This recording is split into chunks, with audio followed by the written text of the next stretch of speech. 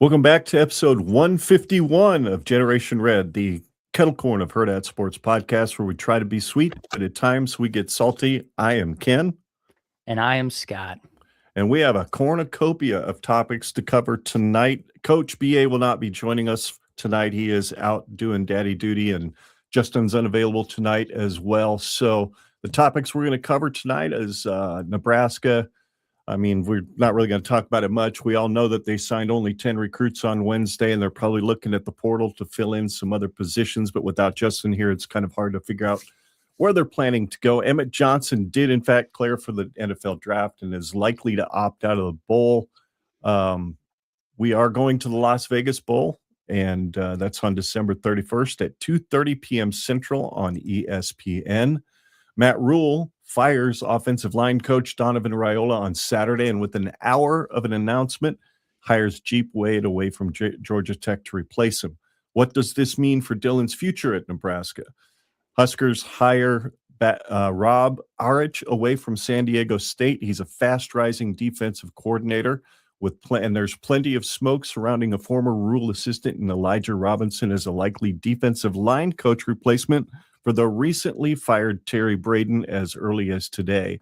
The SEC bias is real in the CFP, and of course, we're going to talk about the incredible job that Curt Cignetti has done in just 2 years in winning a Big Ten championship, the first one since the year I was born, and of course, getting to be that number one seed in the college football playoffs. So that's a lot of stuff to kind of chew through tonight, Scott. I think it's going to be a lot of fun. Indeed. As unfun as the way the season ended, there's a lot of things to look forward to for next season, obviously. But before we really kind of get to next season, we've got to talk about the Las Vegas Bowl and kind of the unfortunate draw that we got, and the fact that we are playing the number 15 team in the country. Another chance for Nebraska to get off the schneid when it comes to beating ranked teams. But unfortunately, it comes by facing the number 2 rushing offense in the country. Thank goodness, some of the guys that seem to have the problem getting the guys ready to defend the run are no longer helping coach those guys now. So your initial thoughts when you found out for sure it was Utah that we were playing this year? It was just like, oh, sweet. All right, I guess we're going to have another 7-6 season.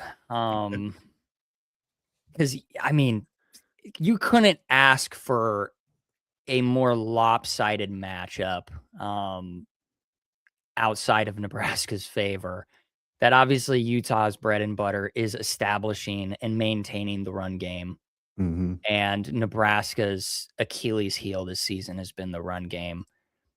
Utah's got to be licking their chops. I don't care if they got players opting out. I don't care what's going on, how many.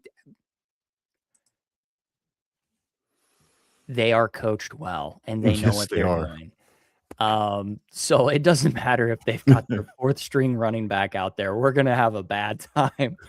So, yeah, that was my initial thought, is this is not going to be very fun. I'm already mentally preparing to watch it for whatever it's worth, but with no expectations of winning, 0 whatsoever. Yeah. I don't know if you feel that way, but that's just my approach. And hey, Chase, we just got a shout out real quick. The other Dave, thank you for joining us once again. Yes, Elijah Robinson. We will talk a little bit about him later. And Chase, welcome to the show. We are doing great. Better than we deserve.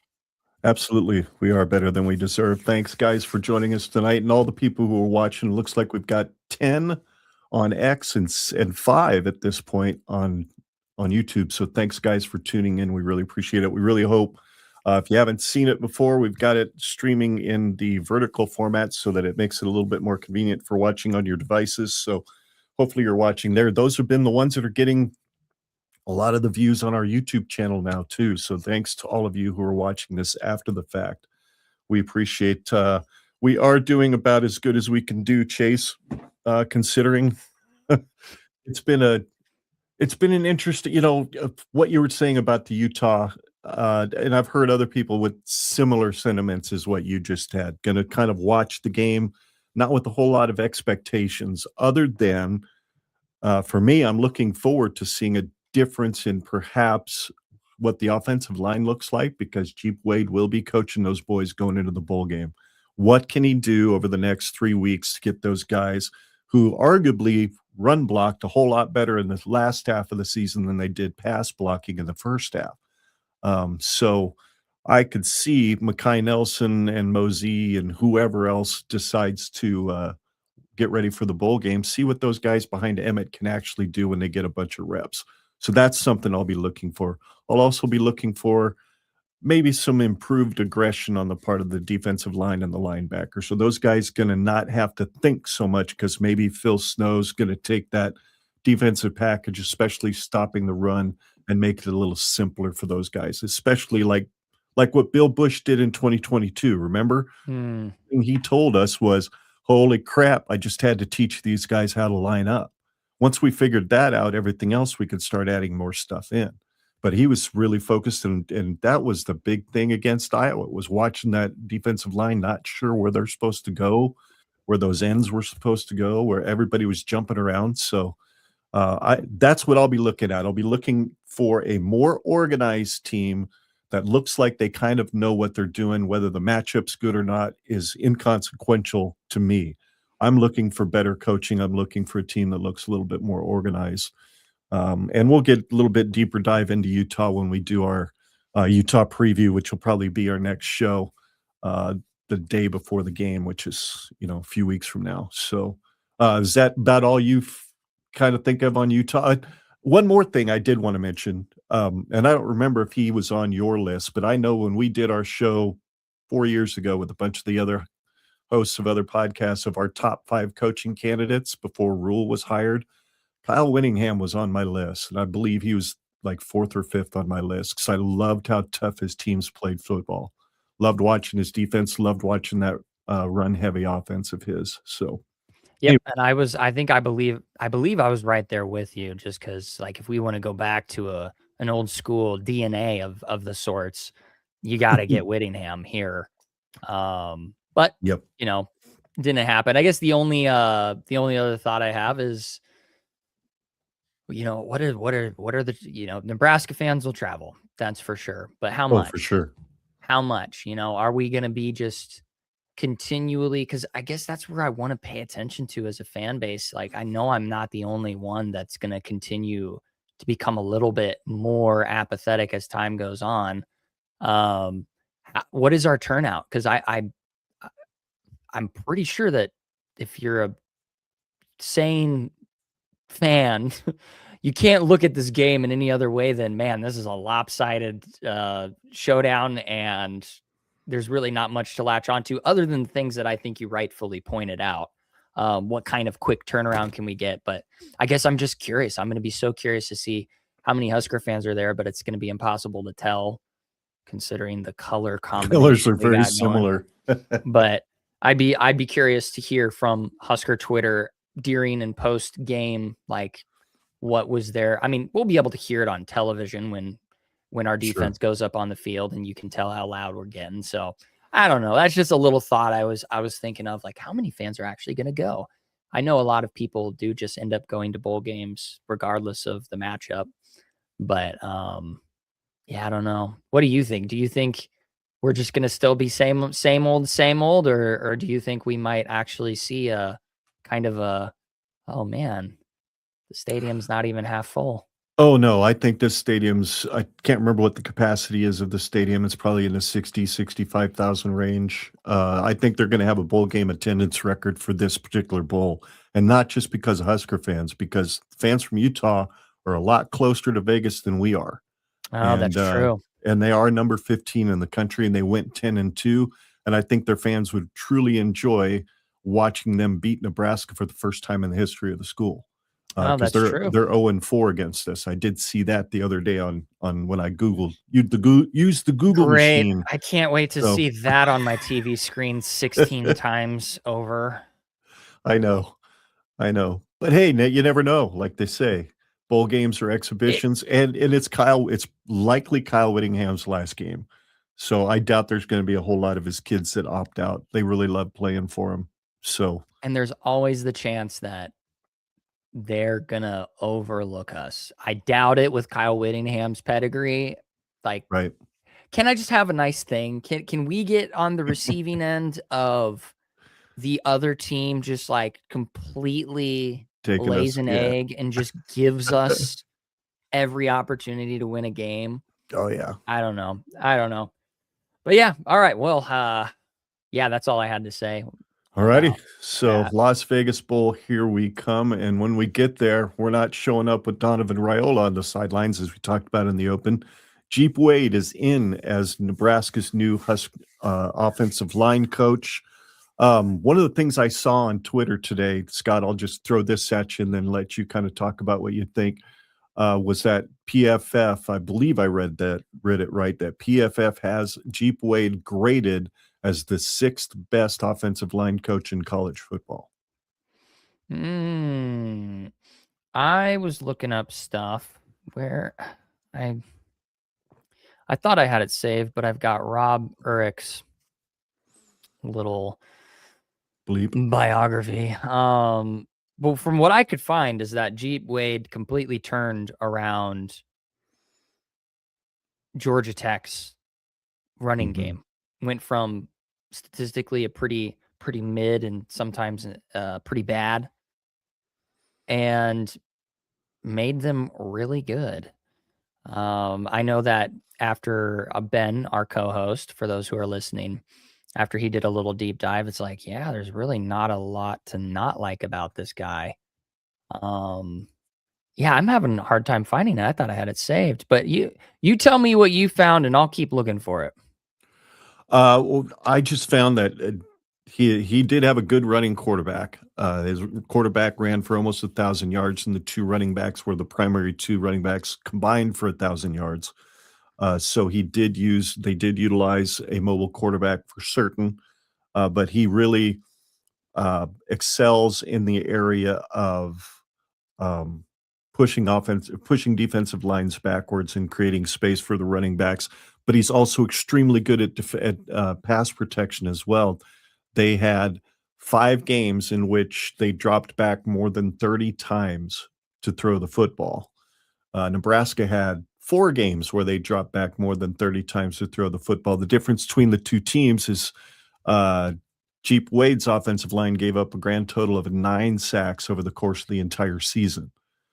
And we gave up 9 sacks against Minnesota, who was terrible at rushing the passer at the time that we played them, and I think we gave up, like, 32 over the course of the season. So that should be an immediate upgrade. Pass pro should be an immediate upgrade, and I expect run blocking to definitely improve even more so, which these inexperienced backs that we have in the backfield, if we're not gonna go portaling for anybody with experience, I expect we will, but those young backs are certainly gonna appreciate an upgrade on offensive line production, especially in a run game.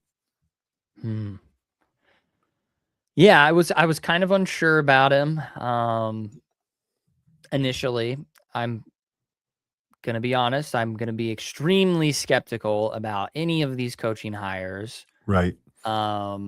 But from what I can find about this guy, you don't just go into a program and create a statistical shift in year one like he does, um, without some sort of pedigree. So whether or not that'll translate to Nebraska is yet to be determined. But so far out of all of the hires, I'm the most happy with this one. Yeah, we'll see. We'll see though. I don't know.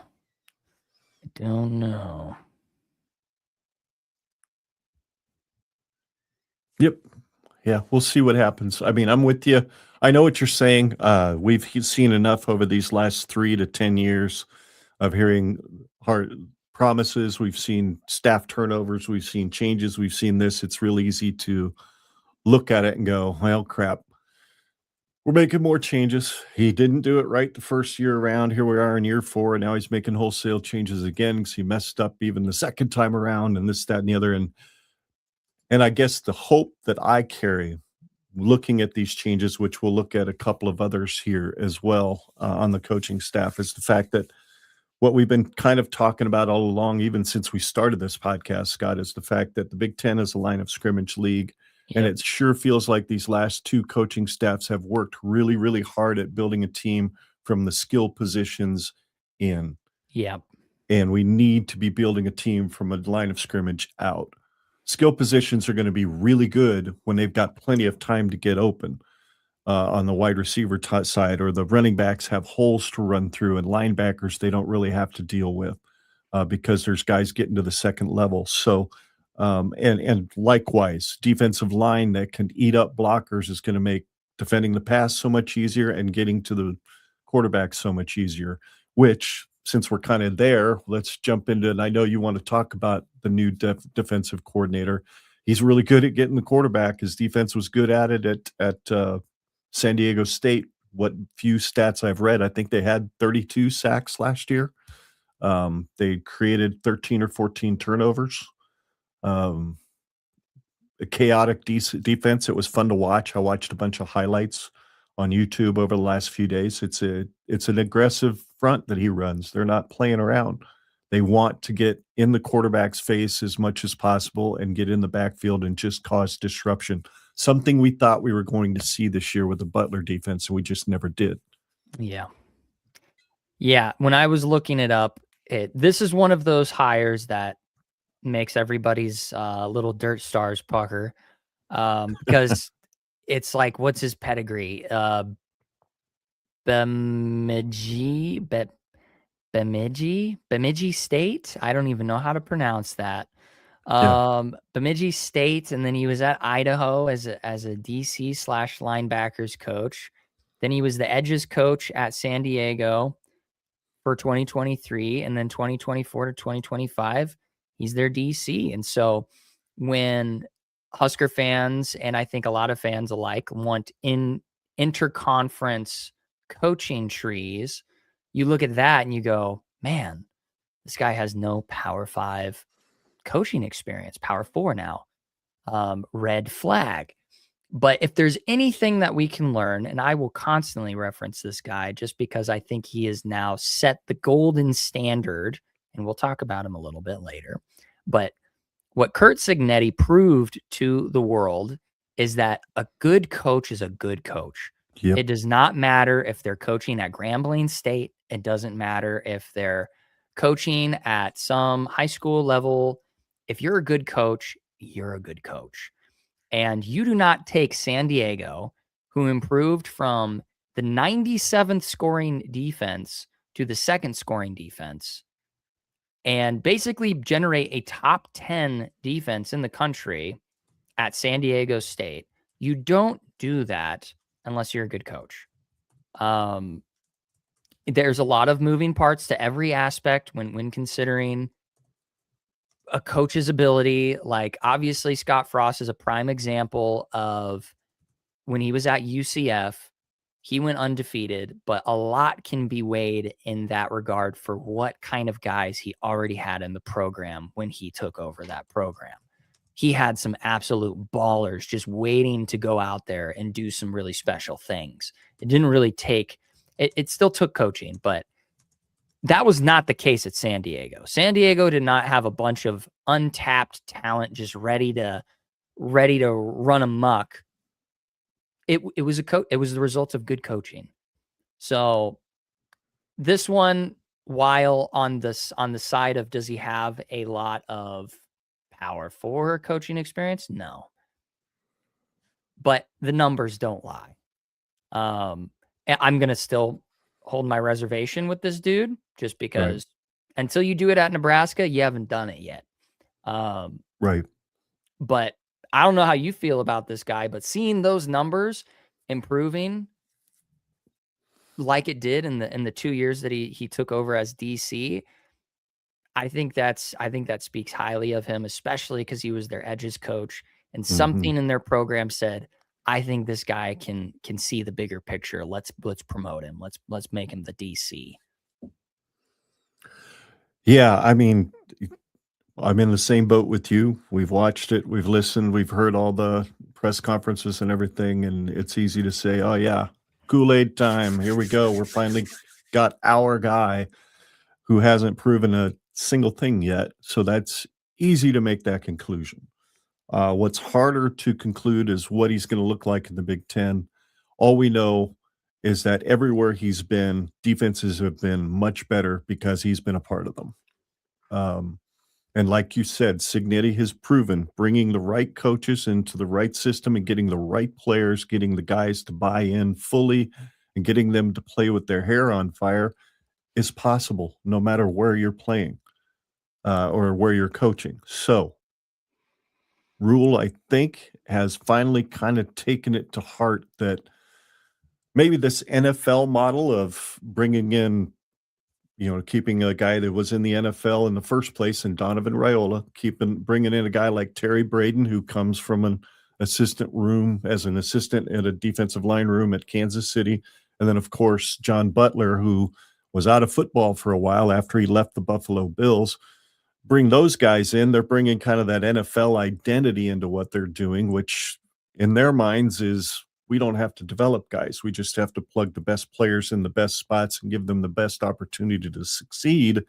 And maybe they're not the best at development or teaching for that matter. What I've heard and what I've read and what I've seen about Coach Arich is that he's a fantastic teacher. If he can take a defense like San Diego State's, who is one of the worst in the country, to one of the better ones in the country in one season, means he's really good at teaching. Now, we also have to keep in mind that his strength of schedule in 2024 was approximately 60th in the country. So it was a difficult schedule for a smaller team like San Diego State. And it was 120th this season. So naturally, the defense will play better because the schedule's not as tough. But the point is, they were all over the field. They were making plays. They shut out Cal the week after Cal beat the brakes off of Wisconsin. There's something to that. So the way I look at it is I look at him as an upgrade in the ceiling for certain. I didn't think the ceiling was going to be very, very high for John Butler, other than we're always going to have good pass defense. And but with Arich, I could see the ceiling being quite high. And the retention of Addison Williams, I think, means a lot. And the fact that, with this next topic we're going to talk about, that defensive line is likely getting a heck of an upgrade in its coach as well. So I have one other thing I forgot to add. This is that upon my research from Idaho all the way up to San Diego, there is no statistical marker that we can find where any of his teams ever regressed. They only ever progressed, and he's never been fired. He's only ever moved onto a fast riser. Yep. Yes. So that seems to be kind of an issue with a lot of these coaching hires that we've had. Either they have an NFL pedigree, or we're getting them after they've retired, or we're getting them, in some cases, they've been fired from a few stops along the way for not holding up the expectations that they were expected to fulfill. And so having a guy like this who's never been fired from anywhere, everywhere he's ever been, he's always improved where he's been at. It's a good track record for us to kind of look at and be like, well, there's a lot of room for improvement here. All you got to do is just take our, 120th ranked rush defense and get us in, say, like the top 50 in year one. That would be great. That'd be fantastic. And keep that pass defense right around where it's at. That'd be also pretty sweet. Yes, it would. Yeah, yes, all those things. And I agree with the other Dave. I think this is the most important hire of Rule's tenure. That offensive line, yes, I think that's important as well. But I do agree that the difference between this season being, there's a lot of things that could have made this season better, but getting even a remotely better rushing defense in the Big Ten would have helped a lot and would have won us at least one more game, if not more. Oh, for certain. For certain. I think you're dead on with that. And yeah, I agree 100% with the other Dave too, that this defensive coordinator is the most important hire in his tenure. And having a young kid come in, hey, doggone it, I remember young defensive coordinator getting hired in 2003, and this fan base was pissed off when Mr. Peterson did not retain him as the head coach in 2004. So I love the fact that he is young. I love the fact that Andrew Marshall played for him at Idaho. I saw Oh, that today, yeah. that he played for him at Idaho, and he was asked about the coach, and he said, "Yeah, he's kinda wild and crazy." And somebody asked him if he's maybe wild and crazy and energetic like Mike Eckler, and he goes, "No, that's a different kind of wild." Yeah, So you can't get much more wild than Eckler. and that's the other thing about Coach, Wade too, is that he's high energy. Rule mentioned that as well today. He's a high energy, go to it kind of guy, and I think this team needs that. I think They this do. team absolutely needs a bunch of Mike Ecklers on the staff. And what else did I just think of? And then it just slipped my brain. Oh well, it's all right. Um, so Nebraska does fire their defensive line coach Terry Braden, and the question before us all is who's coming next, and is it Elijah Robinson? Because as of Saturday, from everything I've read, I scrolled till my thumbs were killing me today, trying to find everything I could to see if there's any indication if Elijah Robinson's going to end up with the lane train in at LSU, if he's going to come here.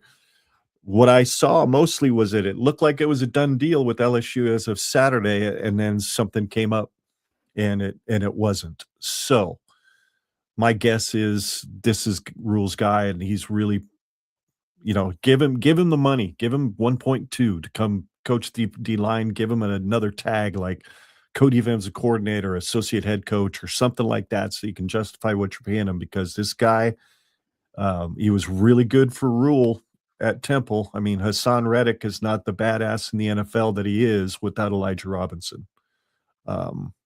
So I'd love to see him here. And then other than that, part of me thinks that the reason the timing happened today for Coach Braden to get sent packing is because Rule's got his guy, and it's just a matter of time before it gets announced. So that's what I think. And I think most likely it's probably, I think Justin said it on his show earlier today, 50-50 that they land Robinson. So, I mean, what would you, if you're Elijah Robinson, you're kind of in that later 15, 20 years of your career, right? You're really looking to move up. He didn't have such a good go as a defensive coordinator at Syracuse.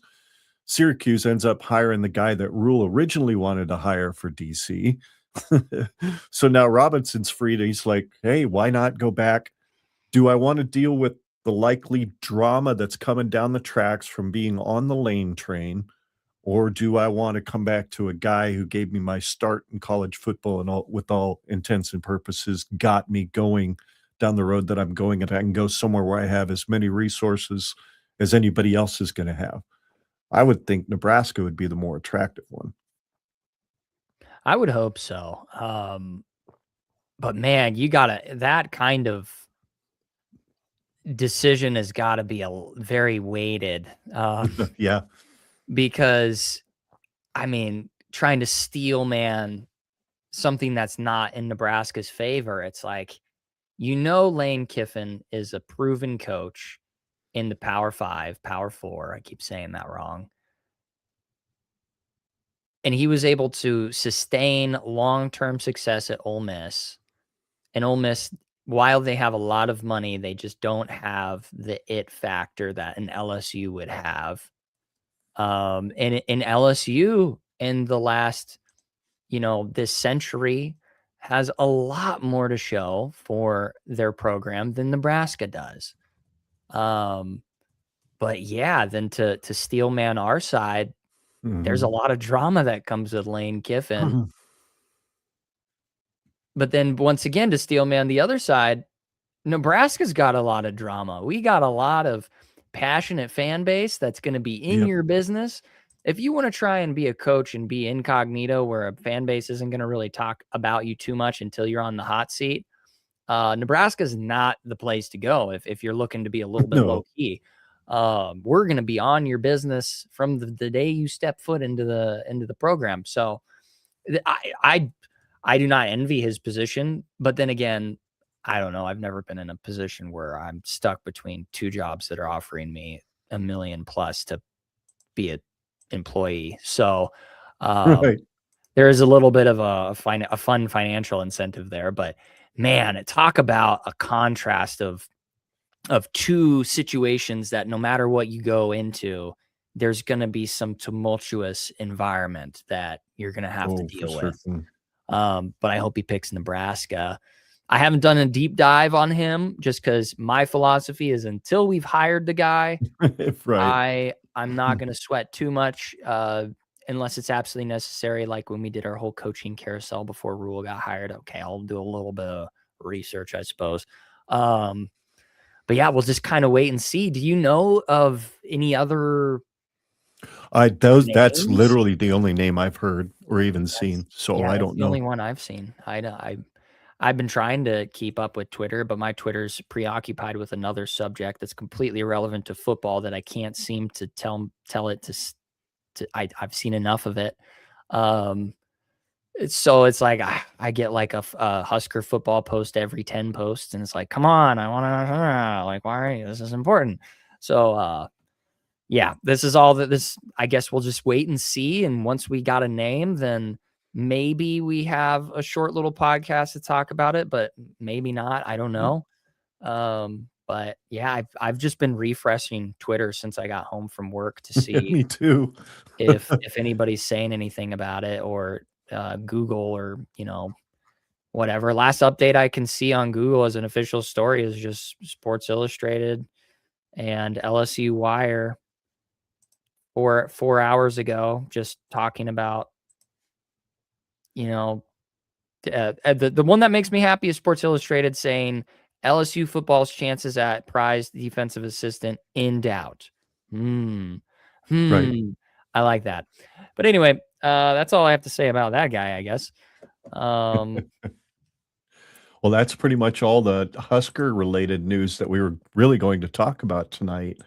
Well, there was something. Have you seen yeah, go ahead. Have you seen where'd I put it? Where'd you go? I have so many tabs. I need to not do this. A potential recruiting asset that we are looking to pick up is South Carolina's offensive line coach, Lonnie Teasley. I don't know if you've seen that. We don't have to worry. I don't think we're hiring him as an actual offensive line assistant necessarily, but as a recruiting piece. Because statistically, he would I know this might come as it might seem impossible, but he would actually somehow be a downgrade as an offensive line coach statistically. Awful, absolutely awful offensive line coach in the last 3 years. South Carolina's like, what are you doing, Nebraska? Have you not learned your lesson yet? But obviously, yeah, all I'm seeing is that he's a recruiting piece. Dynamic looks like recruiter. He's got the face. I mean, physiognomy, I think, is a good tell of somebody sometimes. And he's just got the face of a likable guy. Yep. So I don't know if you even saw or had any opinions or even wanted to make it a discussion or anything. That would have been about the last half hour, 45 minutes before I headed down here to set up for tonight that I happened to see him come across my feed.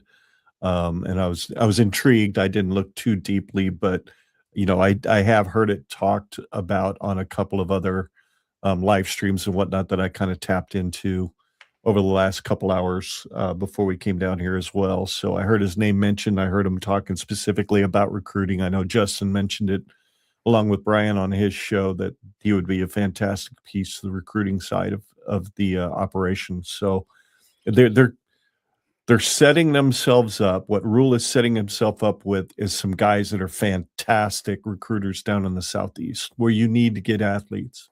Yep. And I think somebody like him would probably be like Robinson, especially with his ties to Texas A&M, his ties down there, and his history of recruiting athletes out of Houston. Getting Robinson in the fold would be really good for getting back down into that southern portion of Texas that has so many good athletes too. So, but yeah, looking forward to seeing where it goes. Be curious to hear what that announcement is. Hopefully soon on a defensive line coach, as well as if that young man is officially hired as well. That'd be awesome. So, all right. We have arrived at the point of the show where we can talk about something I thought I'd never talk about in my lifetime. The fact that Indiana wins a Big Ten championship and does it while going They are the only undefeated team remaining in major college football. Also, a sentence I thought I'd never speak in my lifetime. So, Dude, just unreal. I can't stress this enough. This is like your dream as any football fan of any downtrodden program. Mhm. Like, I can't even imagine the euphoria that's coursing through the veins of those lifelong Indiana alumni that had seen Lee Corso as their coach, grew their entire life knowing that Indiana is just the bottom feeder and they're a basketball school. And I mean, people were just going to the games because tickets were just being handed out for free because they're like, please come to our stadium, watch us play football, even though we're going to lose. And then you go from that. And there was a little bit of a spark with Tom Allen.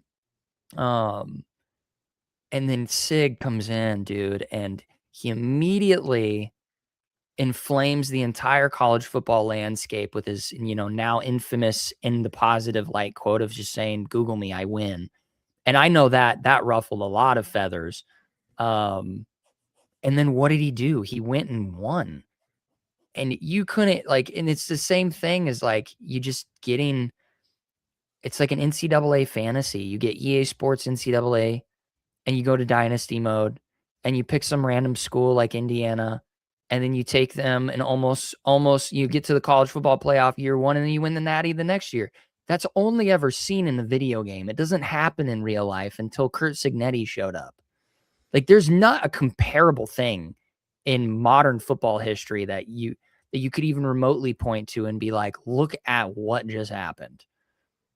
Like, I can't think of a comparison. There have been things that have been somewhat close, but what he did to Indiana is just unprecedented. And man, I can't help but cheer for them. Like, I know they beat the brakes off of us last year, and I was really salty about it. Yeah. But a player respects game, man. Like, in that game, dude, what a fun championship game. You couldn't have asked for a more entertaining Big Ten championship game. For as low of a score as it was, it felt electric. It felt like at any moment there was going to be this explosive play. And there was, and yet still the score ended up 13-10. Dude, I couldn't sleep that night because I was just like, what did I just watch? This is like this. It reminds me of, maybe not as an individual moment, but the level of profundity, I should say, is it reminded me of the Iron Bowl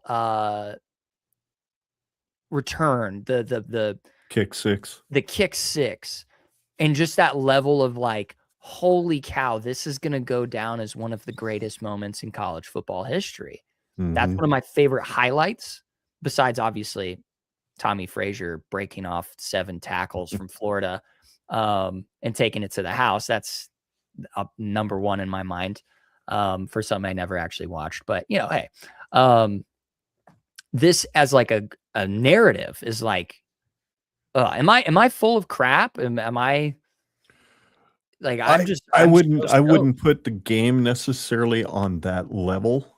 Yeah, not the game. Sorry. Memorable. I think I conflated. I meant as the sorry, I realized, I tied 2 things together that didn't need to be tied together, and I was meaning something different.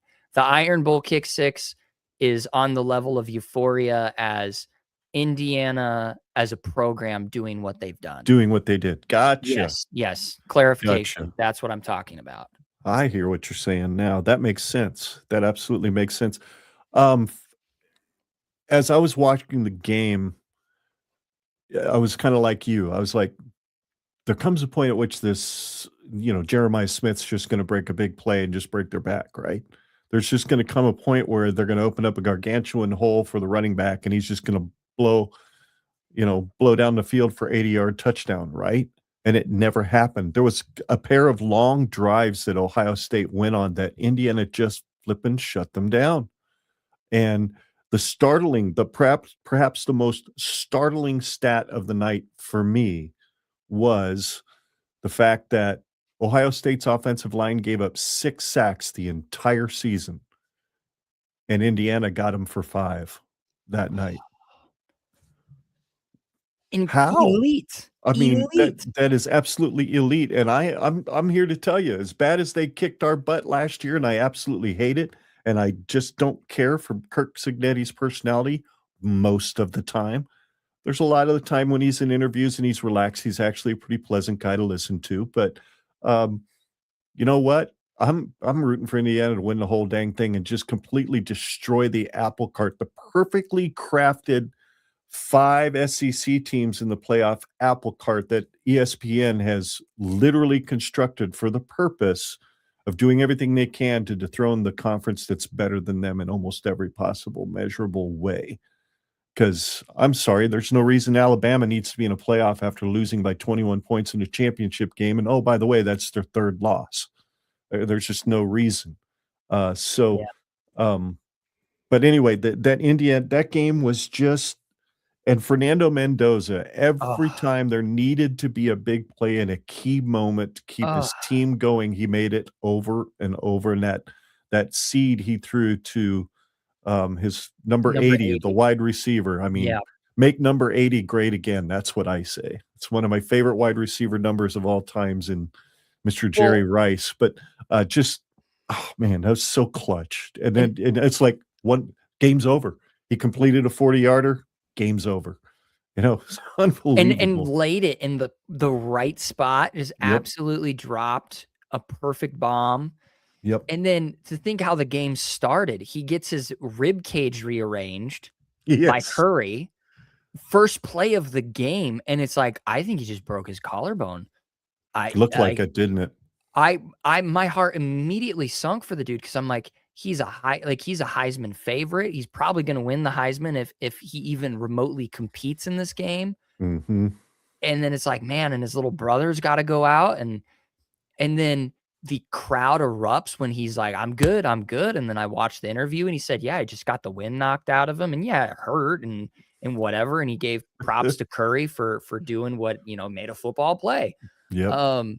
But you can't not like the guy. Like, yeah, he's a little bit corny and he's as all-American corny as you can get. Oh, dude, he's got a little bit of that tism, I'm saying. Yep. But you can't not like the guy. And dude, it was like watching just like an America's game. It's like you've got the proverbial powerhouse, the team that's won a Big Ten championship like 40 or 50 times.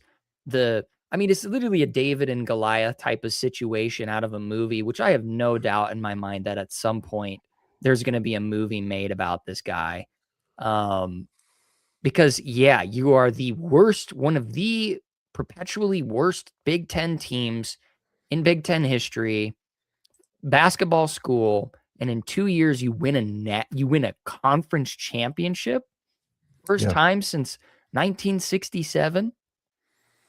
What? And that year they shared the championship. That year the last time they won it outright was 1945. So it's unreal. And they are I think if I remember right, if I got my stats right, they are the losingest program in college football. Yes.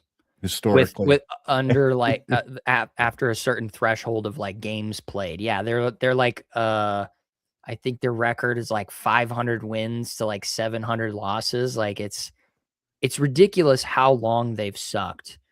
And then you just get the right guy with a unproven Power 4 experience coaching staff, comes in, wins 11 games year one, and then loses. The only 2 teams that they lose against last year are the 2 teams that were in the college football playoff finals: Ohio State, Notre Dame. And so you can look back at that season and be like, actually, they were like arguably the 3rd best team. Right. So, and you do the comparison, the talent comparison. They had like 7 4-stars on that team, and then the rest were all 3-stars. Mm-hmm. That's it.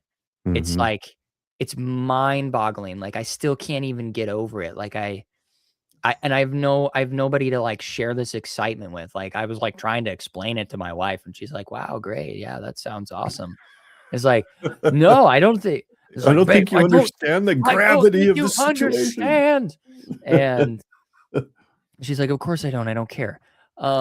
Exactly. That's the difference. Yeah. Yeah, yeah, and it's just Yeah. like I've never seen anything like this. There have been some really good like one season wonders, like you did have the UCF, 13-0 undefeated, and then they go again the next year after Frost left, and they were undefeated up until they lost to LSU the year Mhm. before Joe Burrow goes and wins a national championship. Like there have been some Cinderella narratives. Right. But man, and obviously they still haven't. They've only won their Big Ten. It's hard to say. It's so weird to say that. They've only won the Big Ten championship. They still have a long road ahead of them. But man, I'm so happy for, like I said, I'm so happy for that fan base. Imagine being that fan that has just, been there since the beginning, never had any super high expectations, but was just a loyal fan. And then you get the high of a lifetime where you can't even, like, imagine you go back to 2013. Tom Allen's fired. They're bringing in Kurt Signetti, who took JMU to a really, really successful first few years in the FBS. Very respectable what he did there. And you're like, yeah. And guess what? You're going to win a Big Ten championship in 2 years. It would be unfathomable for the brain at that time. Like, it would just be like, yeah, okay.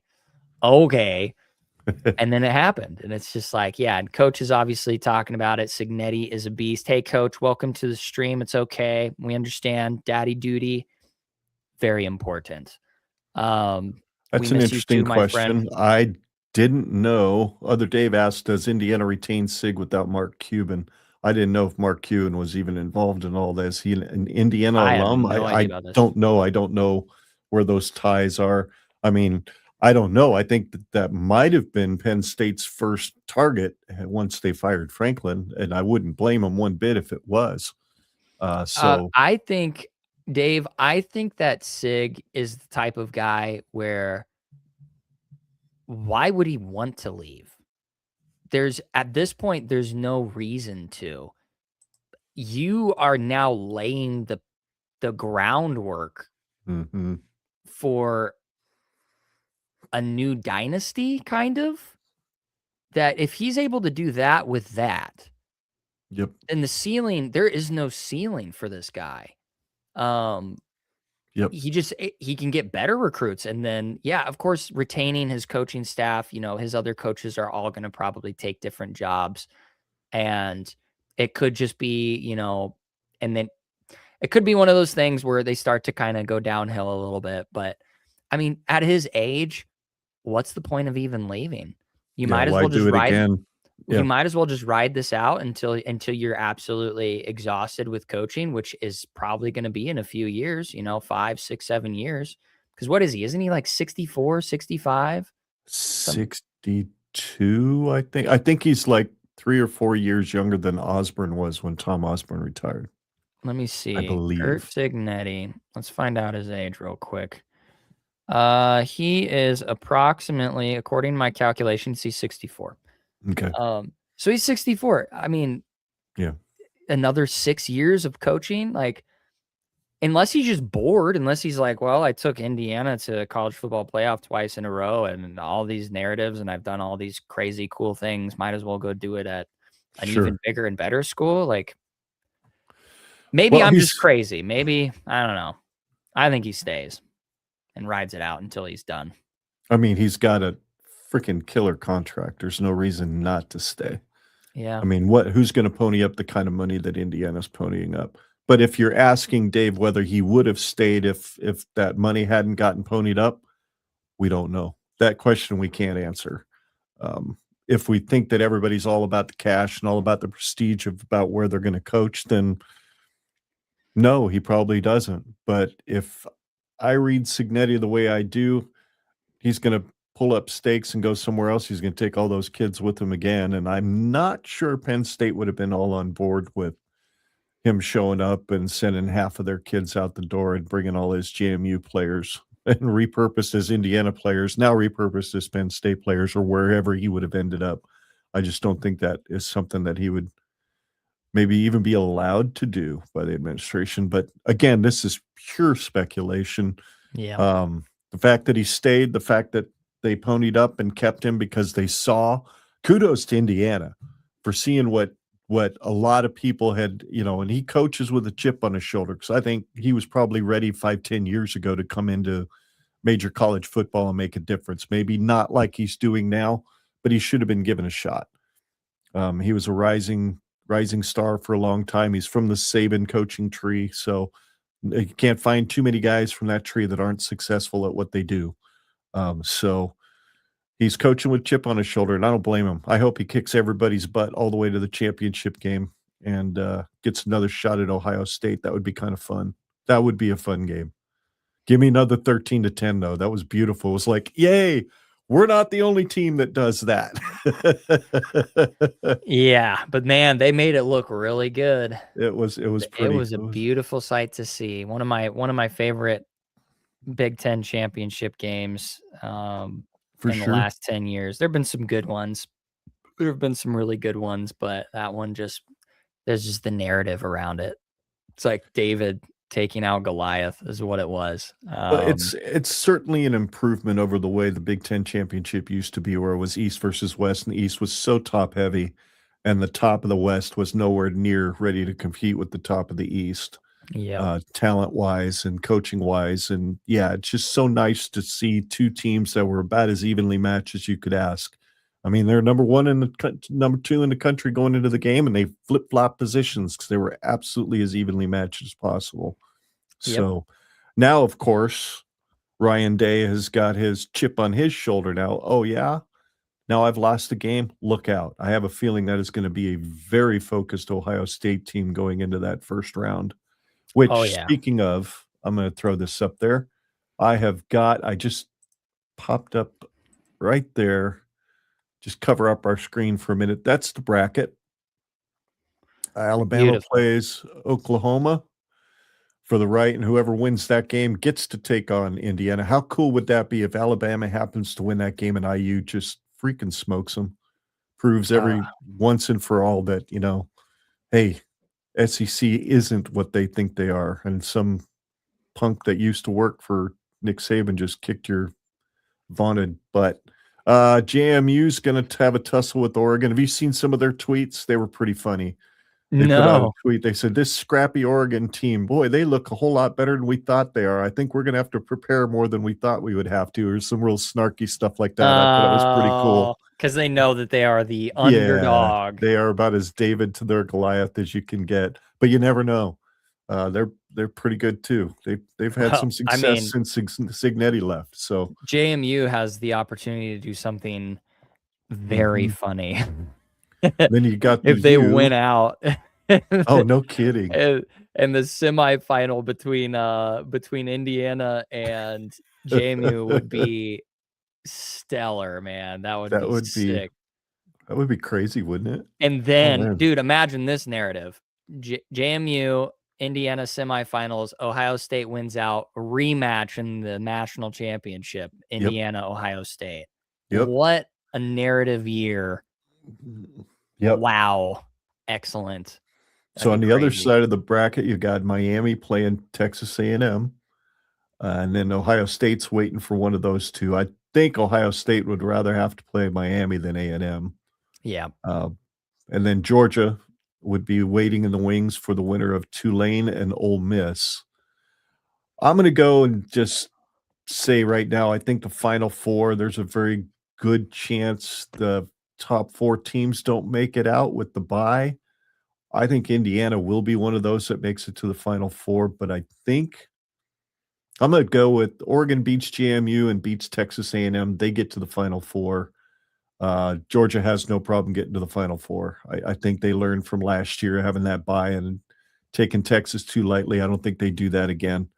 Mm-hmm. And then I like Texas A&M in that first game, and I like them to beat Ohio State.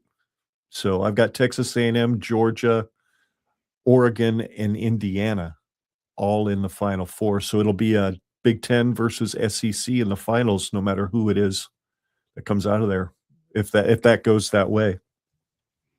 What do you think? Interesting. Yeah, that is true. Yeah, because you've got Oregon and Indiana on one side, and then you got A&M and Georgia. I'm thinking, starting from the top left, reading to my right, like the good old American I am. I think Alabama beats OU, and then I think Indiana beats Alabama, and so they're in the Final Four. Indiana in the Final Four, and then I'm gonna actually go with Miami. I'm gonna go with Miami on that one. Just because Texas A&M, man, they're a paper tiger in my opinion.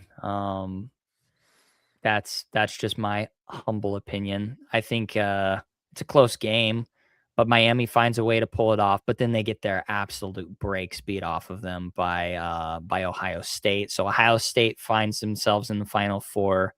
I agree. I think Georgia, no matter what, I mean, you couldn't ask for a better. Yeah, Tulane's had a good year, but they're not like Georgia. And Ole Miss has got a clean house right now. So, or should I say a messy house? Their house is a little bit messy. So, I think Georgia ends up in the Final Four. And then, I guess I didn't lead. I did it clockwise. So that's my bad. I didn't follow through with my promises. I'm just going to go with it just for the memes. I think JMU actually pulls it off, beats Oregon. Absolute stunner. I know it's not going to happen, but I just want it to happen. I want JMU to beat Oregon. And then, as much as I want that hilarious meme of Indiana and JMU, I think Texas Tech pulls it off. And then Indiana just... Yeah, I mean, well, the spoiler alert, Indiana beats the brakes off of Texas Tech. They just don't have the defense necessary to deal with Fernando if he's healthy. And I think it's Georgia. I think it's Indiana, Georgia when it's all said and done. But unfortunately, I think Georgia finds a way to win it all, win all the marbles. That wouldn't surprise me. Yeah, I never did pick a winner of the championship, did I? Or of the final? Yeah, I guess you didn't. Post Final Four, who do you think gets into the finals, and who do you think wins it all? Well, I think I'm with you. I think Indiana gets into the finals, and I think Georgia beats Texas A&M. So yeah, it's an Indiana Georgia final, and I'll go opposite of you because in Siggy I trust. So it'll be it's the Sig 10 now. Oh geez. What was the other one that you said? Heisman Doza, yeah. Yeah. Yep. So Indiana, Georgia, with Indiana coming out on top, probably one of those 17-13 classics that you get in a game like that. So where there's a lot of really good defense being played. Other Dave says he thinks that Oregon hasn't figured it out yet this season. We could see a JMU upset. So he's kind of with you there, Scott. Coach also says he thinks that A&M seems like frauds. But he could also see them making a Notre Dame run from last year with favorable matchups, which they do have a fairly favorable matchup. And whoever comes out of that game between Tulane and Ole Miss, I think Georgia has the clear advantage because if it's Tulane, it's Tulane, right? And if it's Ole Miss, it's against the new head coach there instead of Lane Kiffin. So, here's my logic for thinking that A&M is frauds. Their notable wins are against Notre Dame, which Notre Dame lost to Miami. Yep. Right? Is that correct? Miami and Notre Dame, or Miami and Texas A&M, I think in the first 2 weeks of the season. Yeah. Okay. I was like, wait a second. I just said that, and now I feel dirty. I feel wrong. I don't feel like that's right. Somebody correct me if I'm wrong. But so head-to-head matchup, and obviously this is transitive property. We're getting into that pseudoscience. So A&M barely beats Notre Dame, who lost to Miami, and then they beat LSU, which LSU has been overly inflated all year long. I don't even know why they keep going in and out of the top 25 rankings. They just haven't been as good. And then they lose to Missouri, which has also been, once again, an SEC ESPN collaboration prop up because they want as many ranked wins in the SEC as they could possibly generate. So they just keep ranking these 3 and 4 lost teams. Yep. And so, yeah, like, cool. You barely beat an awful Arkansas team. You want that up there? I'm sorry. No, it's fine. I'm reading Wikipedia right now. I just don't see, and then they finally play Texas, which Texas hasn't really been as good this year as people were expecting them to be, and they lose to 10 points to Texas. I understand it's a in-state rivalry game and blah blah blah, narrative. But come on, A&M, you suck. You suck. And even though I think you could also argue the same thing about Miami, but I don't care. My point still stands. Miami's going to beat Texas A&M, and I will die on that hill. All right. I like the hill you're dying on. I don't like Miami, though, but I can appreciate the hill you're dying on. Yep. And deep down inside, you're like, you just want Trev to fail again. Keep feeling downward.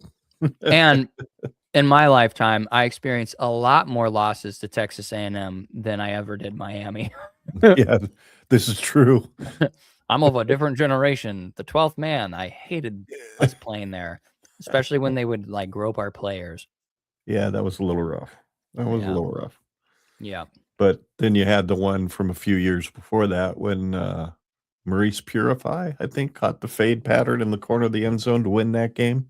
That was exciting. That was like my Super Bowl growing up. I was like, this is so crazy. And then I come to find out later that it was kind of normal.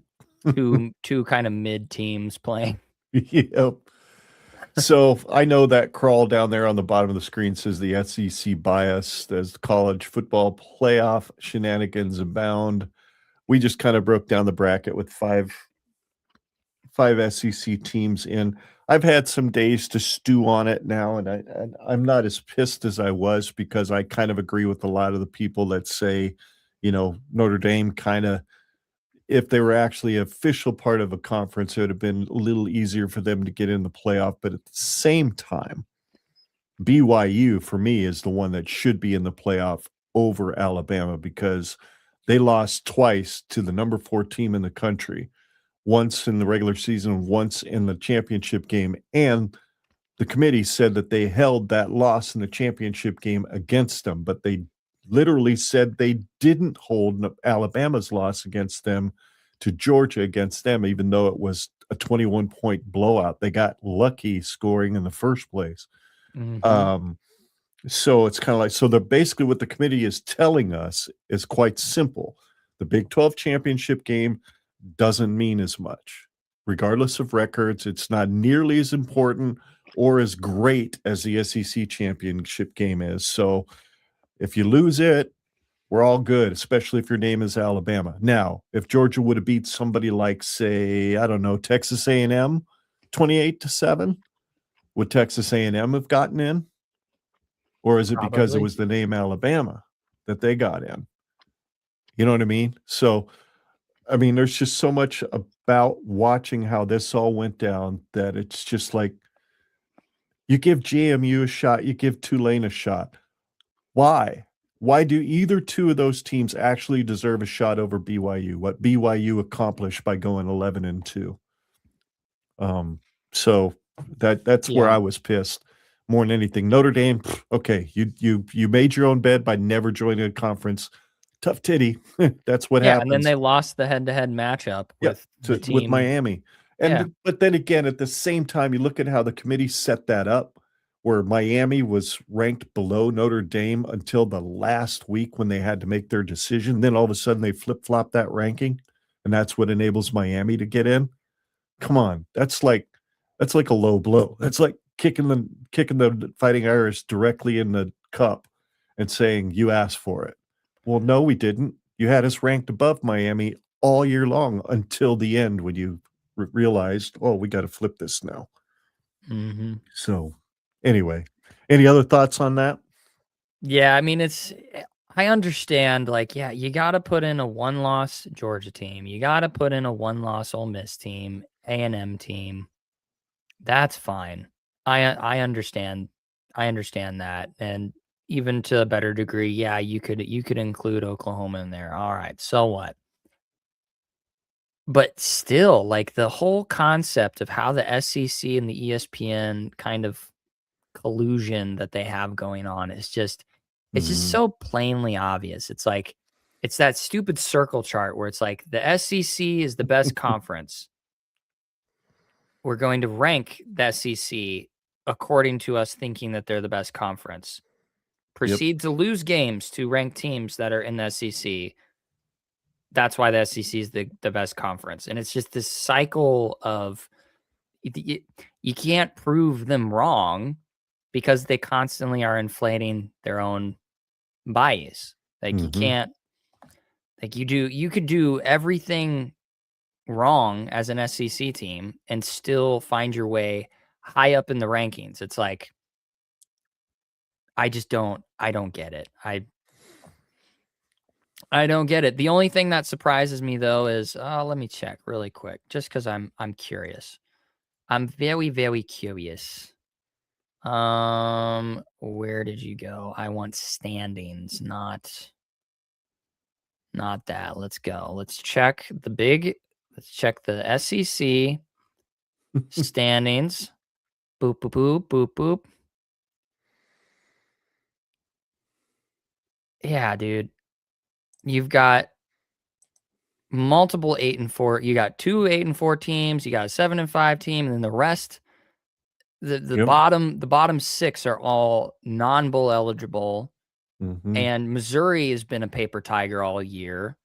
Yeah, dude. Well, and I'm not going to stress this too much. Another thought I had is the fact that the SEC, if you look at their schedule, they rarely play any non-conference game outside of their footprint. They don't go to Ohio State. They don't go to, when they do, they get beat. Ohio State beat Texas, right? The SEC generally doesn't go. And look at how this bracket is set up, by the way. You know, it's the first round games are all played at home stadiums. Not a single SEC team has to go outside the SEC footprint. The only team that has to go outside the SEC footprint is JMU, and they've got to go up to Oregon. But otherwise, they're all playing right down in familiar territory. So, I mean, when you can build it in like they build it in every single week, and your ESPN, and instead of the NCAA, it's a different 4-letter entity that's basically running college football now. It's just the way it is. I'm quite frankly surprised that somehow they didn't figure out how to drop Ohio State and Indiana down below number 1 and number 2 because they played like a 13-10 game. And they didn't score a whole pile of points so that they could elevate, you know, SEC teams above them. I'm surprised they didn't do that. Yeah, so, I bet you if Georgia somehow came away undefeated, if all 3 of the teams were undefeated, right. Ohio State, Indiana, Georgia actually beats Alabama. Well, I mean, if they had beat them early in the year, they would actually have Georgia as number 1 because once again, they inflate. For sure.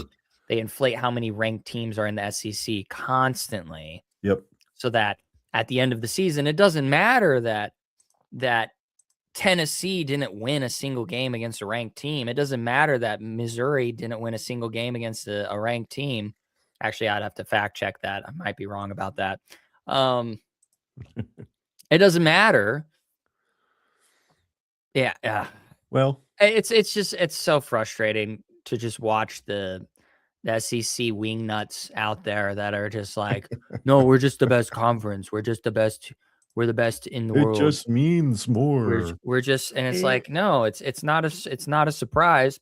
It's not a mystery wrapped up in an enigma that the moment that players are able to be paid, that, oh man, the SEC's decades of dominance is suddenly disappearing. Weird. It's almost like the playing field is a little bit more even now. And yeah, I'm sure there was a lot of paid players in the Big 10 and the Big 12 and all this stuff, secret backdoor deals going on, like Ed Orgeron announced on Bussing with the Boys. Yep. That was quite funny. a funny. That was the way he worded it was just comedy gold. Yeah, it's a different landscape now. Because I mean, let's just see what happens with the bowl season. When we get Big 10 to SEC matchups, it seems to be like that year in, year out, that it's at least evenly competitive, or Big 10 wins out, or whatever. They do better. I don't. Yeah. I get so sick and tired of the SEC bravado, their hubris, their overly inflated sense of self. Like, you're not special. Mm-mm. You're not special. Yeah, I'm sure you guys take football a little bit more seriously in the South, but that doesn't mean that all of the players go there. It's not actually a thing. Anyway, that's enough of that, I guess. I don't know. Is there anything else you wanted to say about the SEC bias? That's about it. You said it as good as I could say it. So Brian Moore, 2490, says ESPN/Fox/CBS should be on a rotation for media rights like the NFL. It is so obvious that there is a bias, and you are correct. Yeah. And unfortunately, ESPN won the bidding war, so I don't know how long.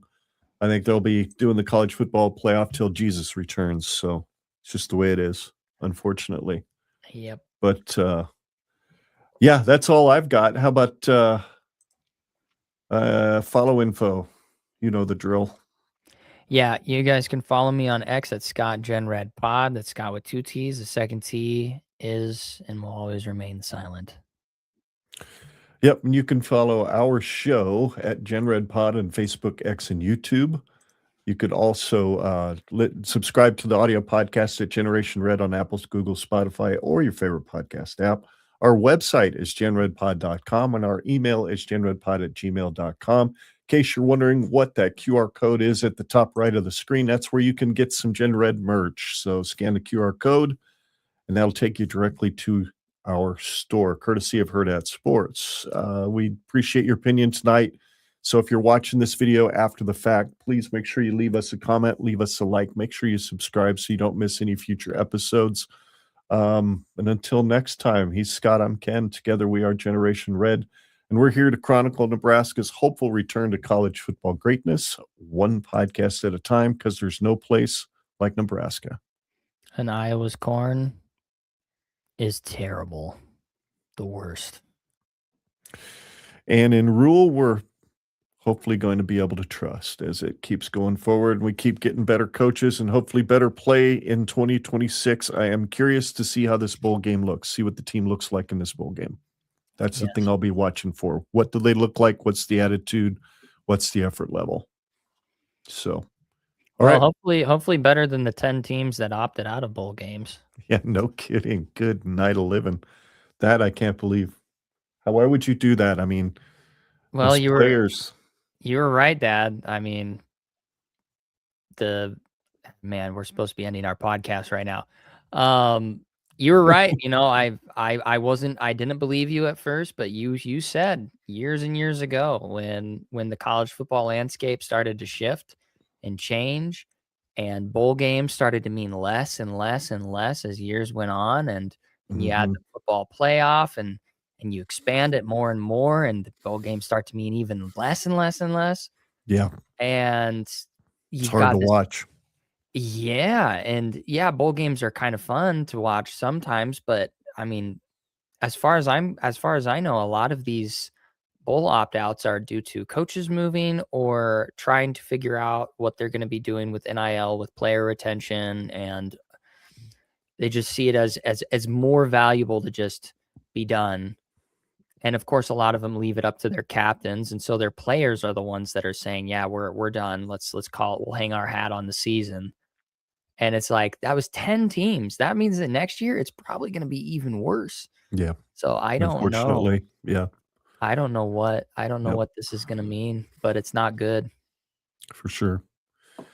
Well, anyway, folks, we're probably not going to be doing another podcast until the day before the bowl game. So that'll be Tuesday, December 30th. Most likely will be our next show, unless something crazy happens between now and then, and we feel like it deserves us to do a show. But at this point, probably going to see us about once a month between now and the beginning of fall camp next season. So we appreciate all of you who have watched us all season long, have hung out with us, talked with us in the chat like Coach BA has tonight, and the other Dave and Moonbot, and all the guys that have participated in our chat this year. All of you who have subscribed, all of you who leave comments and leave likes means a ton to us. And we will be back. We will be back on video again next year too. Might as well. I just re-upped for StreamYard, so we're gonna do it because I have to. Plus, I'm really enjoying and I've kind of discovered the beauty of YouTube Shorts, so that's been fun to throw those out there too, and get a little bit of notoriety. So kind of fun to play with the different spots that you can highlight on those. So make sure you check those out when they come out, guys. So yeah, thanks again for watching. We will see you on the 30th, and go Big Red, beat Utah. Go Big Red.